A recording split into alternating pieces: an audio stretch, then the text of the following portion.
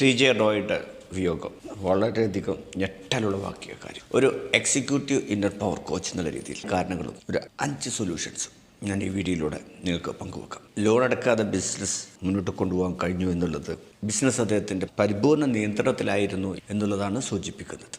IT raid വരുമ്പോൾ ആ perfect ലോകത്തിൻ്റെ നിയന്ത്രണം നഷ്ടപ്പെടുന്നു. പവർലെസ്നെസ് ഇത്തരം വ്യക്തികളിൽ അത് കടുത്ത ഷോക്ക് ഉണ്ടാക്കും. രണ്ടാമത്തെ ഒരു കാര്യം അറൈവൽ ഫാലസി, ശൂന്യത. ബക്കറ്റ് ലിസ്റ്റ് കഴിഞ്ഞു, ഇനിയൊന്നുമില്ല എന്ന ചിന്ത അതീവ അപകടകരമാണ്. നേടാൻ ഒന്നുമില്ലാത്ത അവസ്ഥയിൽ ചെറിയൊരു തിരിച്ചടി പോലും ഇതാണ് അവസാനം എന്ന തോന്നലിലേക്ക് നയിക്കാം. മുന്നോട്ട് ജീവിക്കാനുള്ള കാരണം പർപ്പസ് ഇല്ലാതാകുന്ന അവസ്ഥയാണിത്. മൂന്നാമത്തെ ഐഡന്റിറ്റി ക്രൈസിസ്. പല വലിയ ബിസിനസ്സുകാരും തങ്ങളുടെ ബിസിനസ്സും ഒന്നാണ് എന്ന് ചിന്തിക്കുന്നു. ബിസിനസ്സിനെതിരെ ഒരു ചോദ്യം വരുമ്പോൾ അത് തങ്ങളുടെ വ്യക്തിത്വത്തെയും അഭിമാനത്തെയും ബാധിക്കുന്നതായി അവർക്ക് തോന്നാം. നാലാമതായി ഇമോഷണൽ സപ്പോർട്ടിന്റെ കുറവ്. താൻ അനുഭവിക്കുന്ന മാനസിക സംഘർഷം പങ്കുവെക്കാൻ ഇവർക്ക് ആരുമുണ്ടായില്ല. എല്ലാം തികഞ്ഞവൻ, ധീരൻ എന്നീ ലേബലുകൾ ഉള്ളിലെ ഭയം പുറത്തു കാണിക്കുന്നത് പരാജയമായി ഇവർ കാണുന്നു. ഇതിൽ നിന്ന് ബിസിനസ്സുകാർ ഉൾക്കൊള്ളേണ്ട 5 പാഠങ്ങൾ അതേക്കുറിച്ച് ഞാൻ പറയാം. 1.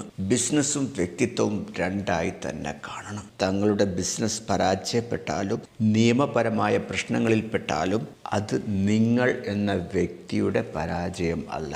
ഞാൻ വേറെ, ബിസിനസ് വേറെ എന്ന മാനസികാവസ്ഥ വളർത്തിക്കൊണ്ടിരിക്കണം. രണ്ടാമതായി റെസിലിയൻസ് ട്രെയിനിങ്. പ്രതിസന്ധികൾക്കുള്ള മെന്റൽ വാക്സിൻ എടുക്കുക. സാമ്പത്തിക അച്ചടക്കം, ഫൈനാൻഷ്യൽ ഡിസിപ്ലിൻ. അതുമാത്രം പോരാ, മാനസിക പ്രതിരോധ ശേഷിയും മെന്റൽ റെസിലിയൻസ് ഇതും വേണം. ഏത് റെയ്ഡോ ഏത് കേസോ വന്നാലും ഇതൊരു പ്രോസസ്സ് മാത്രമാണ്, ഇതിന് പരിഹാരമുണ്ട് എന്ന് ചിന്തിക്കാനുള്ള മനക്കരുത്ത് നേരത്തെ തന്നെ പരിശീലിക്കണം.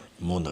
എല്ലായ്പ്പോഴും പുതിയ ലക്ഷ്യങ്ങൾ വെക്കുക. എല്ലാം നേടി എന്ന് ഒരിക്കലും പറയരുത്. ബിസിനസ് വിജയത്തിനപ്പുറം സാമൂഹിക സേവനത്തിലോ ആത്മീയതയിലോ മെന്ററിങ്ങിലോ, അതായത് മറ്റു പുതിയ ബിസിനസ്സുകാരെ വളർത്തിയെടുക്കുന്നതിലോ പുതിയ ലക്ഷ്യങ്ങൾ കണ്ടെത്തുക. 4.